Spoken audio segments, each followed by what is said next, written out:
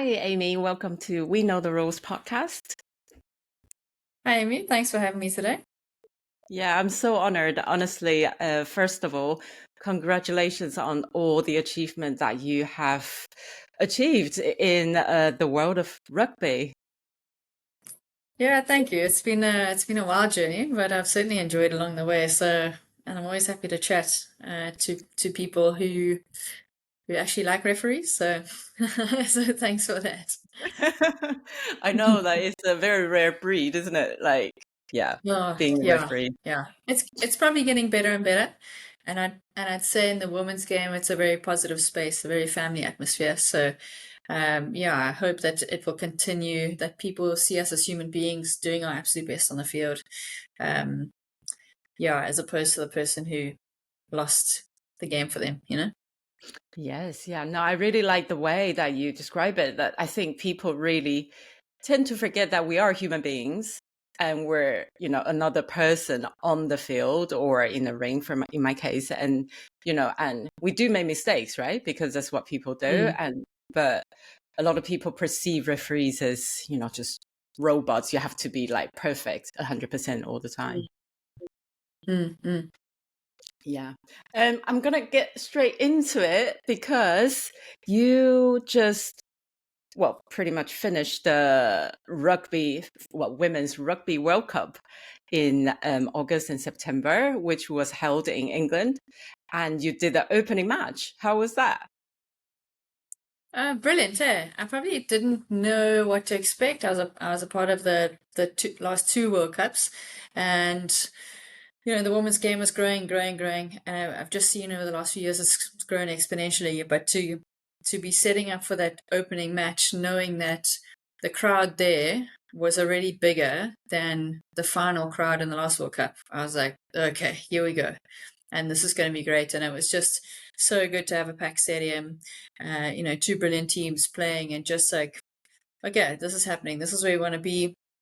We want to be on the world stage. We want everyone to be watching, and we want to give the players also that airtime to showcase their skills. So yeah, I felt really privileged as well. So it's definitely a special one in my CV.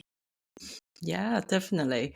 And I saw that in 2010, you were actually a player in the Hmm. Women's Rugby World Cup, which was also held in England. So, like 15 years ago, how was that? How did you feel?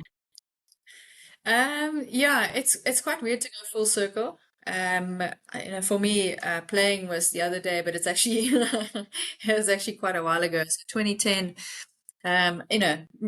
amazing to be putting on the green and gold, representing my country. It was just on a much, much smaller scale. We played at the university fields in Surrey. Um, so as much as we thought, we are, playing to the top level, um, now being involved in these as a referee, it's just amazing to see how much the game has grown. I can tell you now, I don't miss tackling any of the players now because they are absolute machines, and yeah, just so much power, so much skill. I'm glad I'm holding the whistle. But yeah, at the same time, I really think my playing career has helped my reffing career. I'm a lot more comfortable in the field. I can kind of sympathize with the players, what they're trying to do, where they're trying to move next. And that's just gives me a little step ahead, which is quite nice. Mm. Yeah, well, on that note, I'm wondering that whether you would like to take us to the very beginning. So, how did you get into rugby? Yeah, a bit of your background, and then leading into the officiating side. Mm. So I think as a South African, we do like to say like rugby is a culture. You grow up with it on a Saturday afternoon. Everyone's watching, say, the Currie Cup, Super Rugby, internationals on the weekend, and it's very much centered around family having a braai or a barbecue for people overseas. And it's since even the '95 World Cup, I was about 7 or 8. I remember seeing that game and I was like, that is the game for me. That is, I want to play that. I want to, wear the green and gold. But society wasn't quite set up for that. Uh, I got some very hard no's. I played a bit of touch rugby in high school, which was great to teach me the skills, the passing, the spatial awareness and things like that, but it wasn't quite rugby yet. So it was great. I won't say a stepping stone, like touch rugby is special in its own way. But it was great to then springboard into the sevens and the 15s. So I really only started playing rugby when I left school, because clubs were the only option. We didn't have any high school competitions. And I very quickly got into the provincial structures, because pretty much the women around me had all just started that year, but I'd had the advantage from touch rugby. So it put me ahead in the game. I could comfortably walk into sevens. Yeah, I did have to learn a bit of the tackle technique, but played provincially, played nationally, all within the first 3 years. And I was like, wow, this is it. I'm living the dream, But like most women playing at that time, it wasn't professional. It was still very much a development sport. It was, it wasn't, as much as I was wearing the green and gold, it wasn't enough for me. But I did, over my career, I did feel like I had done it. Like I'd played in several touch World Cups. I played in a sevens World Cup, a 15s World Cup. Like I thought I ticked all the boxes. And, it was time to move on to my, finishing off my academic career, like doing my master's. And I thought, okay, Aimee the rugby player is done.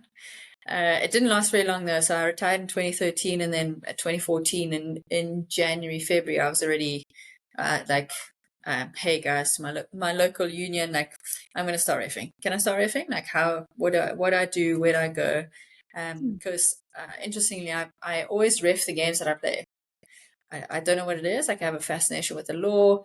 I just want to say dig deeper into understanding how the game works, and obviously as a player, how I won't say push the boundaries, but how I can use them, use the laws to my advantage. So, pretty much picked up the whistle early 2014. Didn't even have a ref jersey.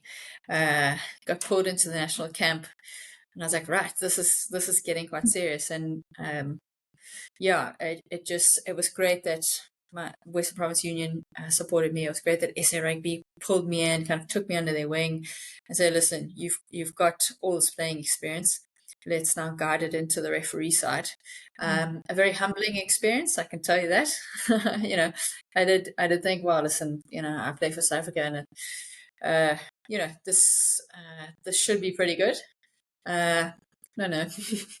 No. You get a whole different perspective as a referee, and there was a lot of lessons learned along the way. And it's really just been onwards and upwards from there. I got scooped into World Rugby Sevens and into the 15s. I think I did my first test match in 2016, and then into the World Cup in 2017. So I'd literally done that first test match. I think it was out in Hong Kong. It was like Fiji, Japan, or something like that. And then I got a Six Nations game, and then it was into the World Cup, and I was just so hungry to achieve as much as I could for that. And here we are today, 3 World Cups later. It's just such an incredible journey. And it's still ongoing. It's just amazing. I think we forgot to mention your 2016 Olympic Games. Side note. Probably. I think growing up, especially being quite sporty, everyone goes for the World Cups, the Olympic Games, the Commonwealth Games, and I actually, because rugby wasn't really on the table, I was very much into touch rugby, but that certainly wasn't big on an international scale, and it wouldn't get me to the Olympics. But I was quite a top hockey player, and I thought, right, this is the way I'm going to get to the Olympics and the Commonwealth Games. But so like most women's sports around the world, it was very much pay to play. And it just got trickier and trickier. And then I had to make a firm choice of, it was an SA Sevens camp or a provincial hockey tournament. And from then made the decision to go with rugby. And then I finished my playing career. I was like, I went to some World Cups, but no Olympics, no Commonwealth Games. I guess that is probably the top 0.01% of people that make it, so close but no cigar. And then, yeah, kind of getting an opportunity in 2015 at it was the African qualifiers in Joburg for the sevens, for the Olympics. And I remember reffing there, and the manager said, "Listen, you've got a lot of potential, but the squad is set for the Olympic Games." And I was like, But also, I'm going to challenge that right until the end, until that plane leaves. So, literally a couple of months later, we got into the Dubai Sevens, the Invitational, and every game you ref, you get ranked, and you kind of go up and go down into the different. There's so many categories in the Dubai Sevens, and I ended up refing like the international men who had just missed the cutoff for the series. So it was like Ireland versus France, or something like that. But I think it was their like XV team or their A team. And pretty much after that tournament, he said, "I've changed my mind. We're gonna unfortunately drop another referee, and we bring you into the squad." And it was just, I bawled my eyes out that night, just thinking it's a massive dream come true, and it was just so special to be there, so special to be at the Commonwealth Games, and just really enjoying rugby, being within the action. It was brilliant. Yeah, but it's that tenacity that, you're thinking that, right, well, I'm going to fight for that space, right? I'm going to fight for that Yeah, place. And then you got it in the yeah. end. It's amazing, unbelievable. You mentioned that a lot of lessons learned in that process of becoming a top referee that you are now. Can you share a bit of that? What lessons have you learned? I think one of the first ones early on is very much about professionalism and hard work. Like the playing, it's a smaller pool. I definitely trained as hard as I could, and so worked to be the best player I could. But there's a level to refereeing where it's a whole different intensity, a whole different pressure. There's so many different aspects that you need to cover, and it's in a team environment. You go on camps or you're training with your local province, and it's everyone all together, and it's easier to stay accountable. But I learned with refereeing, actually, it's just me. And I have to get myself up. I have to go and train. No one's going to help me with a fitness test. So obviously you have to be incredibly fit to be a referee to make sure you make it. You first the breakdown, and you can still think when you get there, So that was very much on me. I had to snap onto all the rules. As a player, I thought I knew the rules, but as a referee, I knew that I found out there was a lot more that I needed to cover, and I realized that there's very much two sides to the game. As much as I thought I was fair as a player, I didn't have that open mindset yet. So it was just really, really like, it's all about the professionalism, and it's on you. There's no manager saying you need to be at the bus at this time. If you miss your flight, you miss your flight, and that's that.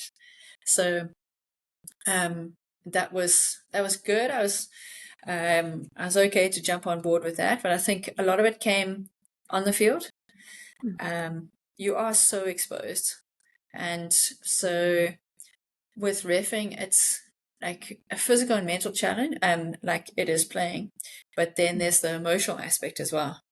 It's quite hard to do your job when so many other people are telling you how to do it better.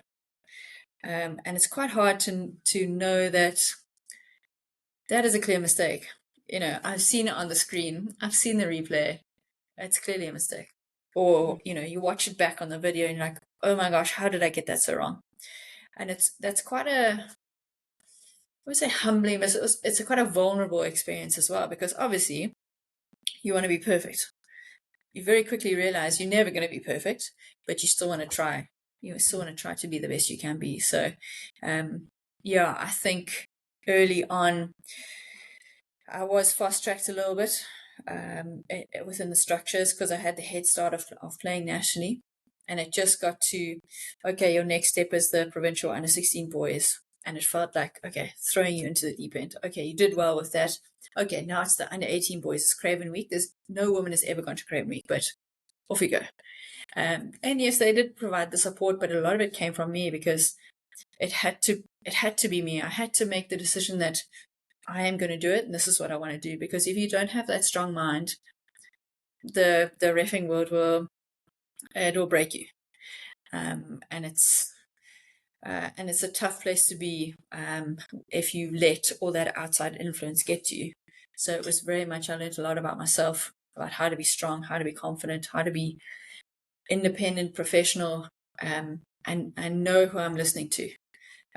You have your one or two, your mentor and your coach, and that's that. But if you start listening to everyone else, it makes it very difficult. And there's certainly times where I did that, and I was like, oh my gosh, they think I'm terrible, and I took that personally. Meanwhile, my coach was like, no, look at the stats. It's a great game. Yeah, we can fix 1, 2, 3. Yeah. And the thing with reffing is we are always going to make mistakes. You could pay us millions and millions of rands or dollars. We will never be perfect. And that's exactly the same as the players. I mean, of course, I wouldn't say no to the money, but but it's more, we do our absolute best. It's so professional behind the scenes as far as our match prep and our match review that we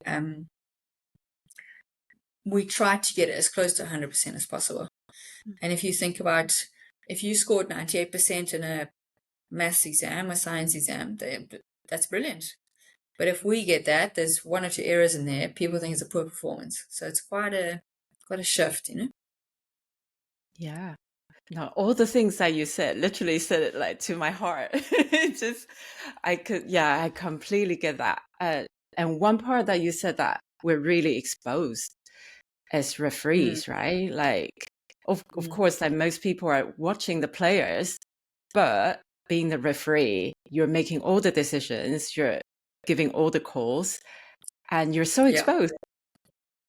And especially Yeah. for a rugby referee, you're mic'd up as well, right? So all the things that you said can be heard. Yeah, that's really fun. And we actually, in our training, we bring that in. We'll do shuttles or, 400s or whatever the draw is. And then in the rest period, we practice the communications either to two captains or TMO scenario and things like that. And it's amazing how hard it is to speak when you're tired, to speak sense when you're tired, to speak and follow the protocol. But yeah, it's I still really enjoy the challenge of it all.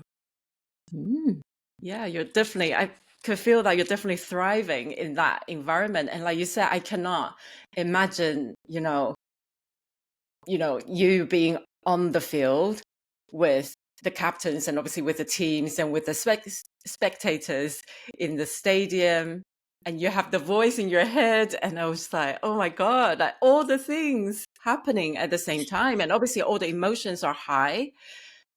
Yeah. How do you manage that? I think it's important to me that I'm as calm as possible. You can still be firm, but you're calm. And I think my off the field personality is generally quite calm. So I try to bring that onto the field, and players can pick it up straight away. If you're not being your authentic self, if you're trying to be a policeman, if you're trying to be super strict, if you're trying to have like an ego battle with them, they'll expose you straight away.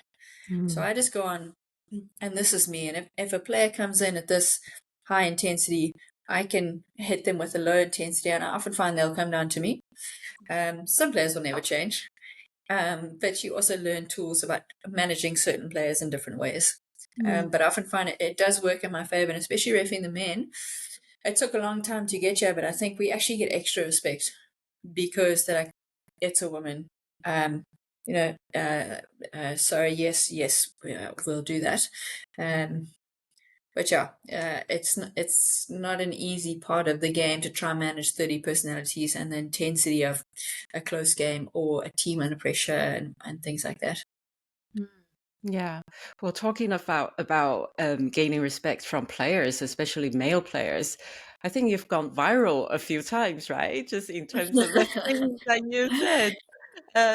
Is there anything in particular you want to talk about it? Especially, I think I'm really interested in terms of, like you said, big personality or really sort of star player. How do you manage that?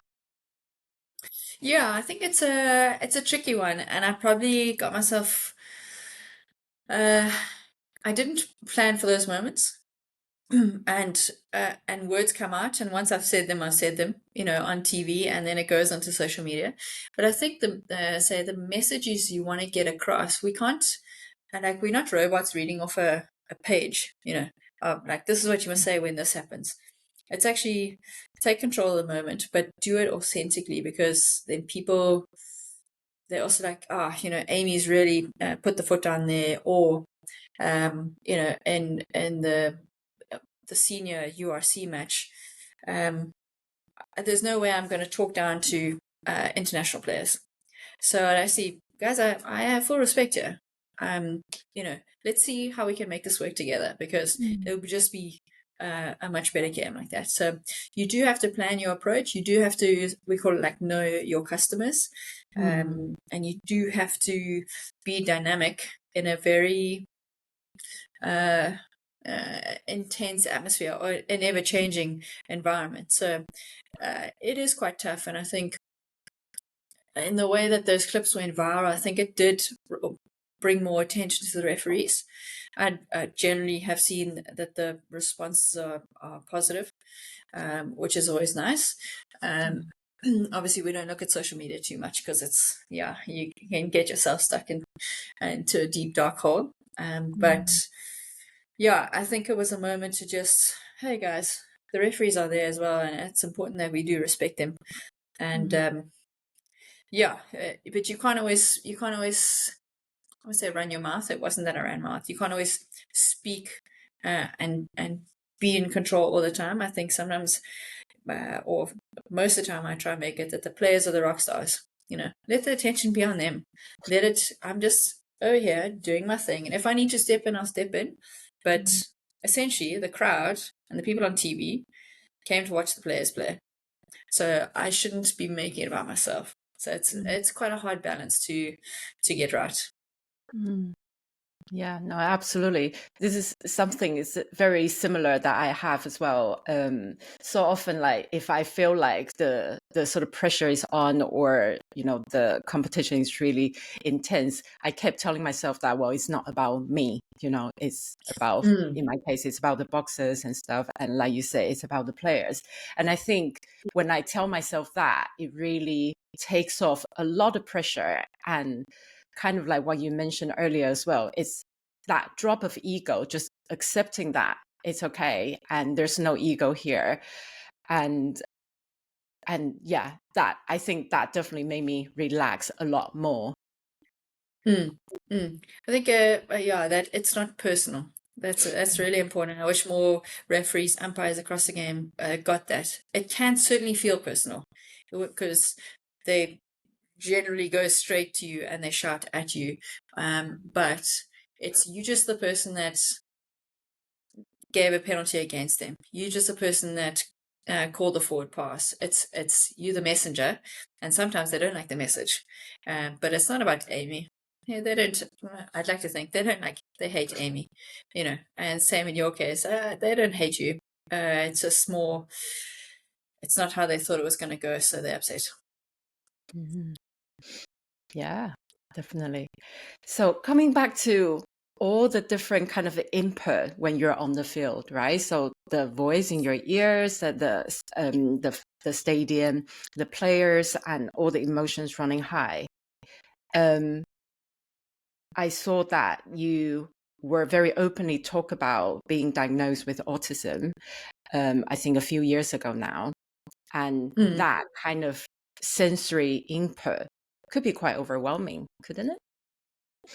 Yeah, I think that's probably one of the biggest things that I struggle with, especially like more off the field. I think when I'm on the field, I'm generally, I like to say, I'm very much in my happy place. Like there's not too much that can throw me off, but you'll probably see in the warm up or in the early parts of the game, I am moving my heart rate monitor. I am adjusting my microphone just because I'm a bit more aware of it. But it doesn't have an impact on how I see the game, how I ref the game. It's just my own feeling.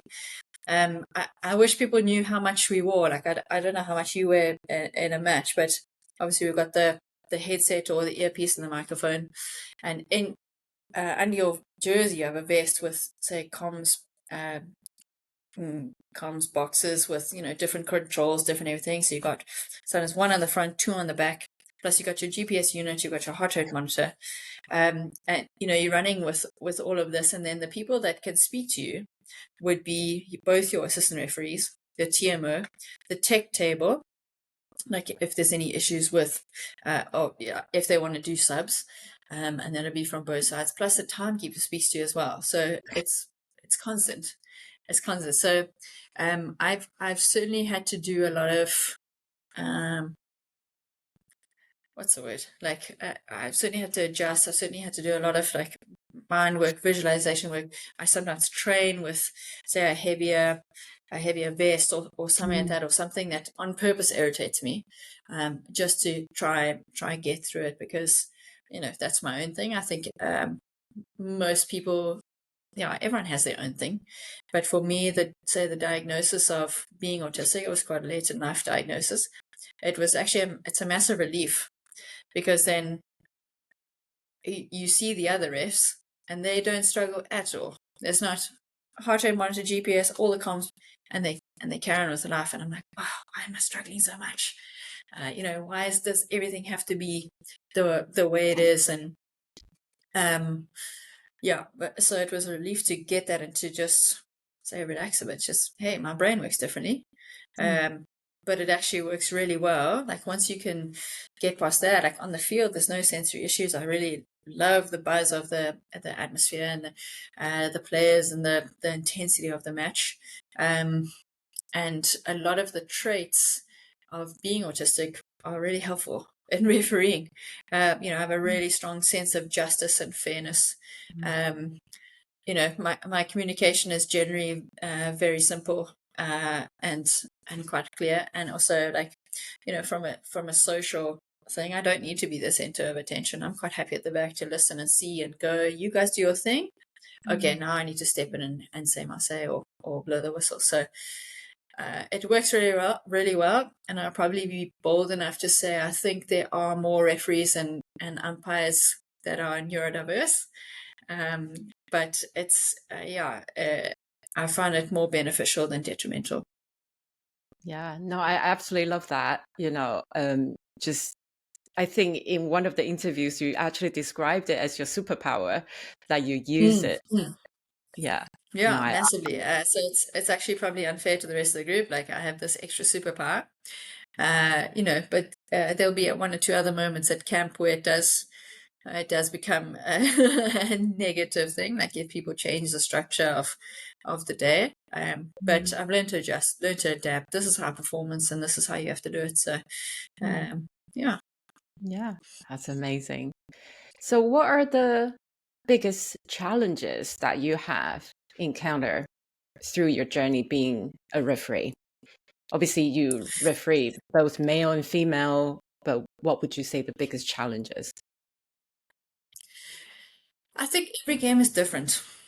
And that's, if you talk about accounting, okay, no, I actually don't have too much knowledge of accounting, but let's say you balance the books of this company, you balance the books of that company, or however it works. But for me, every game is different, and because I ref across so many different competitions, like men, women, URC, Currie Cup, SA Cup, women's this, test matches. You constantly have to adapt, and the 30 people you get on the field are also very different. As much as I kept say ref the same teams over and over, but they could come at you completely differently on that day. So it's this constant adjustment, constant challenge, constant check. How can I serve the game in the best way? And I think one of the other big things is you can never essentially practice refereeing. You can never get 30 people at a stadium and say, go play rugby so I can practice my running lines, or the pictures of the breakdown. The best thing we can do, I'm very fortunate that I can join our local URC team, join them in their training sessions when they have a bit of match play, and then I can say work on a couple of things. I can see scrum after scrum after scrum, and same with line up more, which is very helpful. So we do find ways around it. But if you look at the players who train say 4 days out of 5, and however they do it, are we like on a Saturday in front of the TV that everyone's watching, and now we doing our job, and it's yeah, if you're not mentally ready for that, or if you don't put the work in, it can expose you very quickly. Yeah. No, it's actually such an interesting point about in terms of you're not really able to practice refereeing. So so obviously you train physically, Mhm. and how do you train mentally? Because like you said, each game is different. Things like scenarios are different. How do you, yeah, how do you train your mind? Yeah, so there's two specific ways we do it. Like one is very much like visualization, like Yeah. you say on the field. Yeah, to the outer world, it might look a little bit strange, but you'll kind of, okay, I've got a line out set up. What are my options here? What are my three triggers? Okay, this is what's going to happen. Then you can run and you can set up a scrum. You could also do this sitting at your desk or your laptop, just thinking about those pictures, because then you can kind of see it. You're not seeing it for the first time on a Saturday. Mm. Then we do have like a very professional online system where you obviously watch your games, every scrum, every line out, you watch the team. So say I'm reffing Bulls Lions this weekend. Okay, what do the Bulls do in their own 22 at a scrum? Okay, and you watch it over and over, and you can see the type of trends, you can see what they're doing, and then you say ref to the screen, which is quite good. And I can also look at other refs who have ref the same teams and see what worked and what didn't work, and how I can adjust, and how we can learn from each other, because there's no need for every single referee to make the same mistake over and it's okay, he made a mistake, how can I learn from that? I make a mistake, how can he learn from that? So I find it's probably, obviously physical fitness is, you have to be top level, but that mental side of it is very much the most important part, because you are pushed into your max capacity for 80 minutes, and you have to have that focus, that concentration, that dynamic thinking to get the right decision. Yeah, absolutely. It sounds like you've put in so much work, just, like preparing for the teams that you're going to ref and just really looking at different aspects of the game. Yeah. Yeah, and it's interesting for me. I just really want to challenge the everyone that watches my game, watches rugby in general, not necessarily me, but I don't think people realize how professional we are. Like I am a professional referee employed by SA Rugby, and we pretty much work Monday to Sunday. So it'll be, we Monday training, visualization. We're reviewing our game from the Saturday. Then you check in with your coach. You compare timelines. Tuesday, say finish off your online review, training again, visualization. Then you're getting your set piece pictures together for the teams you're going to ref. Okay. Then the Wednesday training is usually like a watt bike session. Okay. Now we're going to look at specific players. Okay, how am I going to manage? Okay, this captain can be a bit spicy. Okay, this captain is quiet. That's fine. What are my different approaches? What are the trends? You have a call with the coaches to hear from their side what they want to do on a Saturday, and if they want to get us to look at something specific for the other team. Match prep into the match, and then Sunday is recovery. But like we normally should start work on a Monday, but sometimes you can't help and you want to check. There's a decision or two you just want to check, so you do often have a look on a Sunday as well, and then you start the next week. So it is full on. We have group calls, we have group training sessions, we have it's nonstop, but I love it. I love being in that professional environment, the high performance environment, and I wish players and spectators knew how much we did, how we didn't just rock up on a Saturday and ruin their day, on purpose.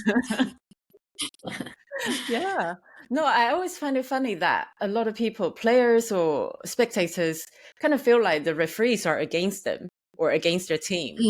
you're not Mm, there. mm. You're not there to be against them, right? You're there to facilitate a good game, like for them to be able to just, express themselves.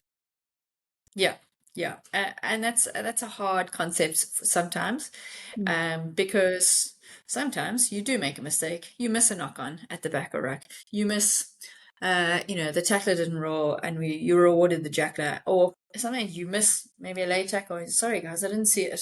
Okay, then luckily at this level the TMO can bail you out. But mm, I've learned that sometimes it's just you have to be honest in those moments. They say, "Oh, there was a knock on. Sorry, I was looking at the offside lines. I didn't see it." And they're like, oh, okay, or like, I hear you, but I saw it a different way.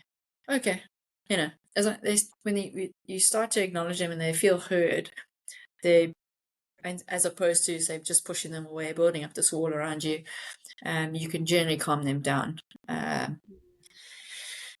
Yeah, it's not always easy, and I know it personally. When I was a player, I did think a lot of referees got a lot of things wrong.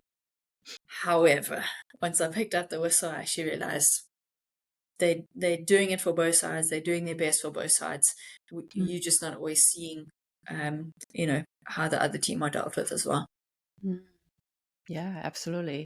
And I think I wanted to bring in something that you mentioned earlier on is that you want to be the authentic Aimee on the field. And how important Mm. is that, like bringing you? Yeah, for me it's massive, and I think especially in a role like a referee or an umpire, you are, like we said earlier, you are vulnerable. You are at this, you're running at this massive intensity, surrounded by 30 players that are also, have their own goals.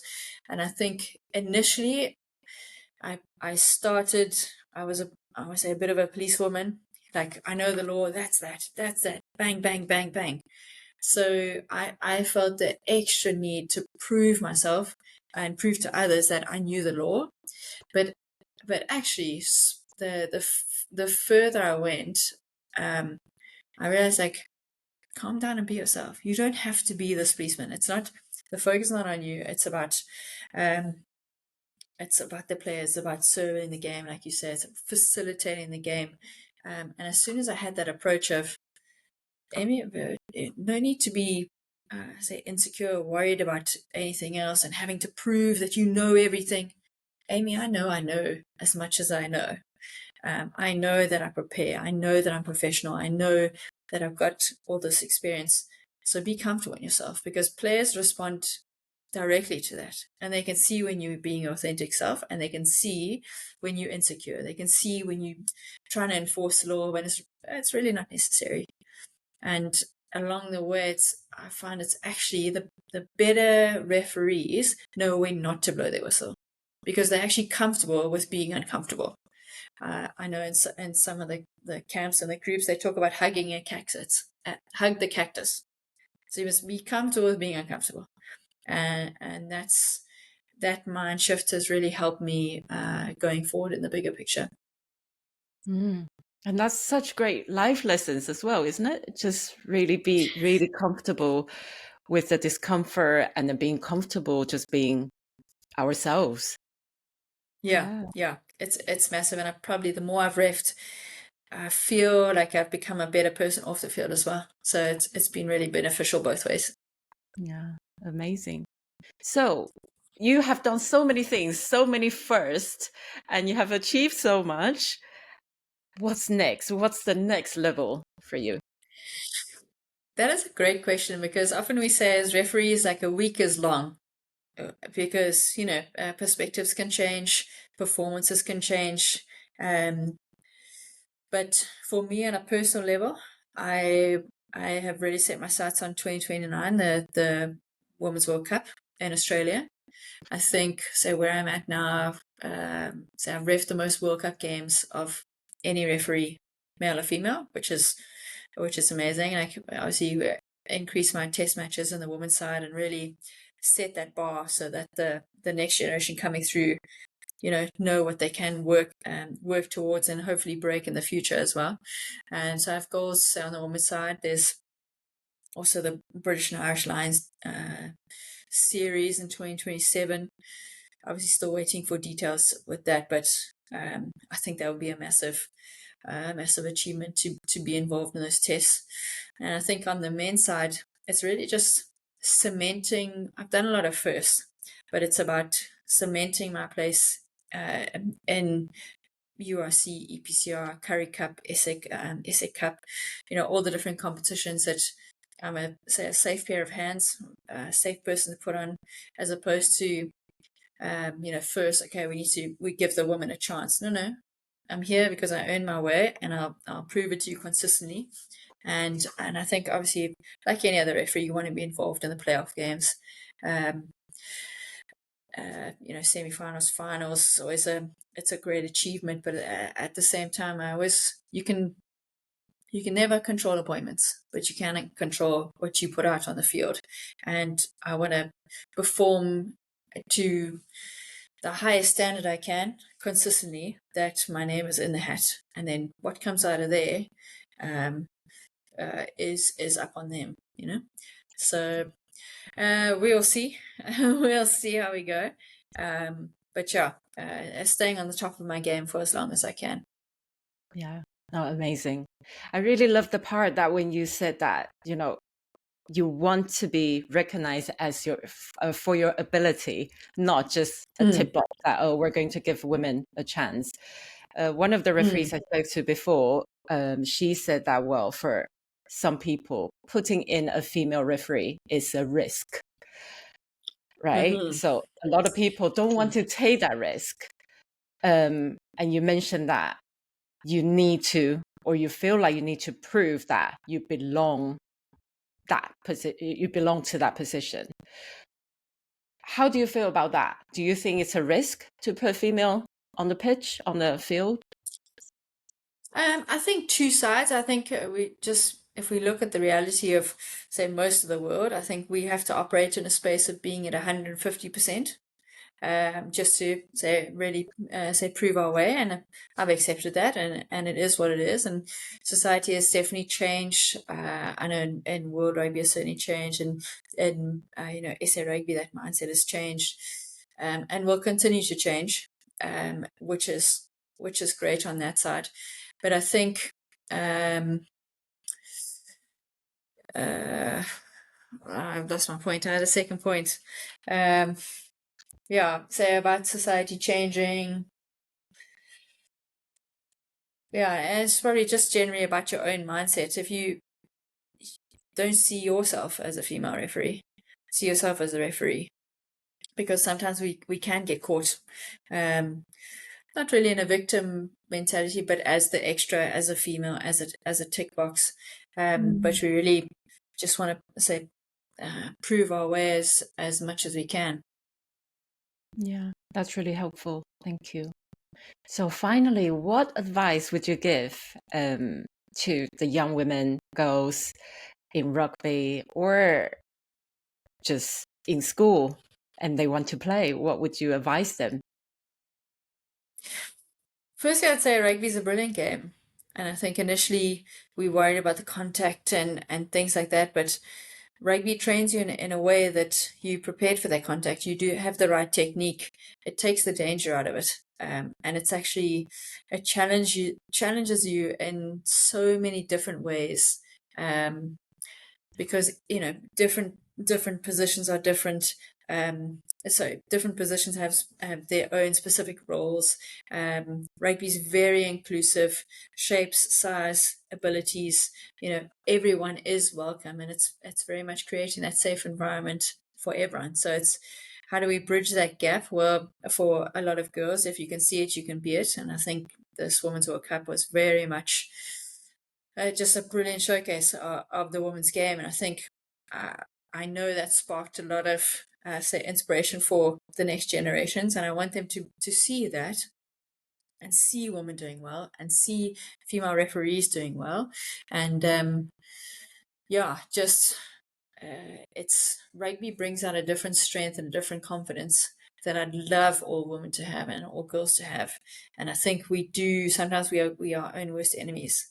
So this is just a brilliant way to push yourself into being strong, being powerful, owning your space, um, and training or working within a team for the same goal.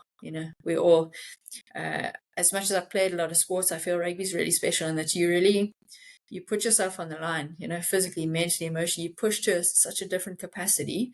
Obviously, a biased opinion, but you push to this capacity, where you really challenge yourself week in, week out, and it's an amazing sport. So I definitely encourage girls, women, watch the games. And if you want to be a player, watch and see how amazing these girls are. If you want to be a referee, watch the referee. See the movement, see everything. They are amazing people, if I do say so myself. And it's not this faraway dream. It's very much a reality, and we need to grab the opportunity with both hands. Yes, thank you for that. That is amazing. So good. Anything that you feel really important that I haven't asked that you want to talk about? That is a great question. And I do think we've been quite thorough today. I think it's probably just putting a challenge out there to the clubs, to the unions, to the societies, to how do we change and improve what we have to make it more inclusive for women? How do we challenge coaches to work with women, to train other female coaches, to help female referees? And it's not, I think the first answer you get from, okay, as a male coach, you now need to change your approach completely. You have to be soft and gentle, and it's quite an emotional journey. No. Women can be strong and determined and all of that. It's not about a softer approach. It's just a different approach. And I'd like that people kind of can open their mindsets to that, that women are different, not less. And you challenge yourself to work with the group you have to get the best out of those players, which should be your goal with the men's players as well. So I'd love for the women's game to be more professional. I think what we're seeing at the World Cup, you saw some of the teams are still not professional players, and if they are, the contracts we're starting off, and I think performances are proving that this is the game, these are the players to invest in. And I'd love, let's not wait. Look at the change between World Cup to World Cup to World Cup. The growth has been exponential. And in the last World Cup, they said they could have sold Twickenham 3 times over. And the fan base we got there. There was a stat that came out the other day within our circle. So it was over 1 billion, say, social media. Whether it's, I don't know the exact term, but there's conversations, there's reactions, there's support. These numbers are amazing. So let's invest and set the women up for success. Let's set the referees up for success. We come from a different background. We don't start playing rugby from 5, but let's maybe start there. But also, let's work the process that we can get to where we want to get to, and not just copy and paste the men's pathways and things like that. And I think, sorry, that was actually the second point that I wanted to raise in the previous one is how do we set firstly ourselves, and how do our unions around us set us up for success? So we say it's like a challenge to be, as a woman, okay, we have to work at 150% and things like that. But it would certainly help if we are set up for success. Then it's not a risk. It's not a risk. It's okay. We've gone through these fitness sessions. We've worked through. We've given her enough games in this certain league that we can now step up, or we can give her a semi-final. We've got coaches working with her to help her with her pictures. So it's very much, how do we now set people up for success? How do we set up women for success, starting from right from the top into our unions, into the societies, into schools and clubs, to just really showcase, because the potential is there. So how can we put it out there for the world to see?